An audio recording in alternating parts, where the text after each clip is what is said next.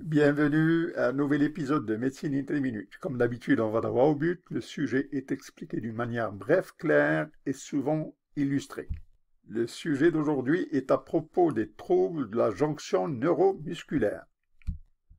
Alors, la jonction neuromusculaire est une synapse biochimique entre un motoneurone et une fibre musculaire. Cette jonction, elle permet au motoneurone de transmettre le signal à l'égard de la fibre nerveuse pour qu'elle se contracte, qu'elle se relâche ou pour qu'elle maintienne son tonus. Alors, nous sommes en présence d'une fibre présynaptique. Ici, c'est une fibre postsynaptique. Ici, c'est l'espace intersynaptique. Alors, on remarque ici au niveau de la crête postsynaptique que sur le sarcolemme, il existe des crêtes, des plis qui augmentent la surface d'échange avec le milieu synaptique intermédiaire. Alors, les terminaisons centrales et périphériques, les terminaisons nerveuses centrales et périphériques interfèrent avec les muscles à travers des synapses. Et dans cette synapse, il existe des potentiels d'action qui transitent par la fibre présynaptique motrice et qui se transmettent suivant des récepteurs. Alors, les différents types de récepteurs, il y en a 4. Il y a le voltage sensitive calcium channel, des canaux calciques. Il y a l'acétylcholine sodium channel, des canaux d'acétylcholine sensibles au sodium. Ils sont du type nicotinique. Il y a le voltage sensitive sodium channel et il y a le muscle spécifique kinase. Donc, muscle spécifique kinase, voltage sensitive sodium channel, acetyl sodium channel, and voltage sensitive calcium channel. Ici, voltage sensitive calcium channel, ici, voltage sensitive sodium channel.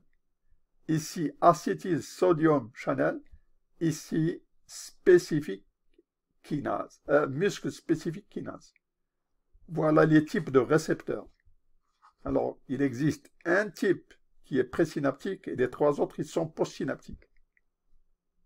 Alors, le mécanisme de transmission synaptique s'effectue quand le potentiel d'action qui, après une dépolarisation, une repolarisation, il y aura une pénétration de sodium.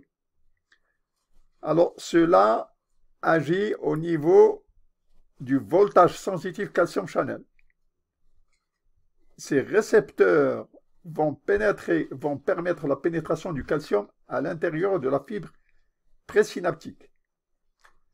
Alors, il existe entre la vésicule qui contient l'acétylcholine et la membrane, il existe le synaptobrévine. Cette synaptobrévine, avant de se transformer en syntaxine, elle s'effectue sous l'effet du calcium.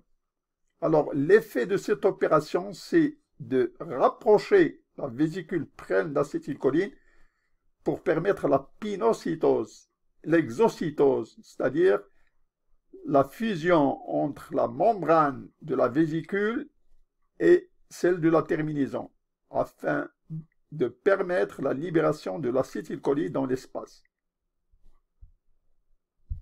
Alors, l'acétylcholine ainsi libérée, il va agir sur le récepteur d'acétylcholine, d'acétylcholine sodium channel type nicotinique.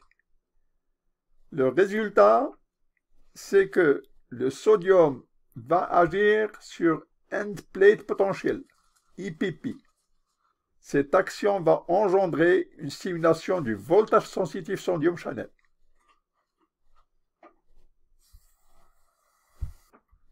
Alors, la libération de l'acétylcholine maintient aussi longtemps la contraction qu'il y a libération de l'acétylcholine.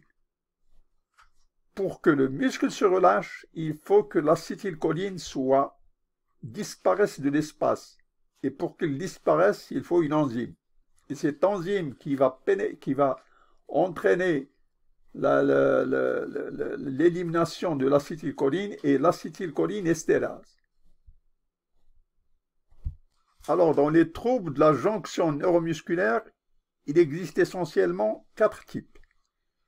Le processus auto-humain, le processus congénital, le processus toxique et les effets des médicaments, les effets indésirables des médicaments. Alors, dans le processus auto-humain, il existe 2 types de maladies, la myasthénie gravis et le syndrome de Lambert-Eaton. Alors, dans le processus auto-humain, les anticorps sont dirigés contre la jonction neuromusculaire. Cette diminution de la transmission neuromusculaire, elle peut s'effectuer soit par la myasthénie gravis, soit par le syndrome de Lambert-Eaton.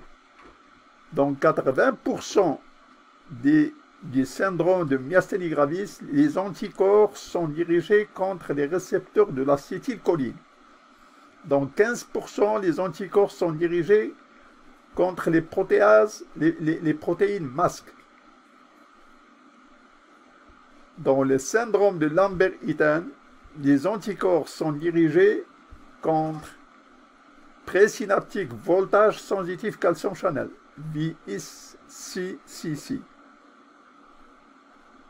Pour ce qui est de la myasthénie congénitale, ce n'est pas un processus auto-humain, donc les immunosuppresseurs n'ont aucun effet sur cette catégorie de maladie. Le défect provient d'un gène, de la neurotransmission de la jonction, et cette mutation elle peut être soit présynaptique, soit synaptique, soit postsynaptique. Le dernier mécanisme enfin est la toxine de la jonction neuromusculaire. Alors les toxines des jonctions neuromusculaires, il y en a essentiellement 2. Il y a le Clostridium botulinum, qui est un germe anaérobie positif et qui sécrète une toxine, neurotoxine. Et puis il y a la tubocurarine, qui est une drogue utilisée par les Premières Nations pour la chasse et la pêche. Il y a le dernier volet enfin, c'est les effets indésirables des médicaments. Alors, il y a essentiellement les aminoglycosides, c'est-à-dire la gentamicine, la tobramycine, la kanamycine. Il y a aussi la quinidine et les bêta-bloqueurs. Il y a aussi la procaïnamide et les tétracyclines. Donc, je récapitule ces troubles. Ils peuvent être soit auto-humains, soit congénitaux. Si ils sont auto-humains, soit la myasthénie, soit le syndrome de Lambert-Eaton. C'est toujours, quand c'est auto-humain, c'est des anticorps qui sont dirigés contre la jonction neuromusculaire et la transmission est réduite. De ce fait, la transmission est réduite. Quand il s'agit de myasthénie, dans 80%, les anticorps sont dirigés contre les récepteurs d'acétylcholine et dans 15%, les anticorps sont dirigés contre les protéines masques. Pour ce qui est de Lambert-Eaton, les anticorps sont dirigés contre le VSCC, voltage sensitive calcium channel. Congénital, ce n'est pas un système auto-humain, donc les immunosuppresseurs n'ont aucun effet. Alors, je vous rappelle que les immunosuppresseurs dans cette catégorie-là, ils ont un effet, donc l'effet des corticoïdes, l'effet de l'ablation du thymus, tout ça, c'est dans le processus auto-humain. Dans ce qui est congénital, aucun effet. Pour les toxines qui médient la jonction neuromusculaire, il y a le botulinum clostridium, la toxine du botulisme, et il y a la tubocurarine qui est utilisée pour la pêche et la chasse chez les Premières Nations. Il y a enfin les effets indésirables des médicaments, les aminosides, gentamicine, la quinidine, les bêta-bloquants, la procaïnaïde et la tétracycline. Merci d'avoir assisté à cet épisode de Médecine in 3 minutes. Voulez-vous appliquer le bouton like, d'adhérer à la chaîne si vous ne l'êtes pas? Vos commentaires sont bienvenus. Merci.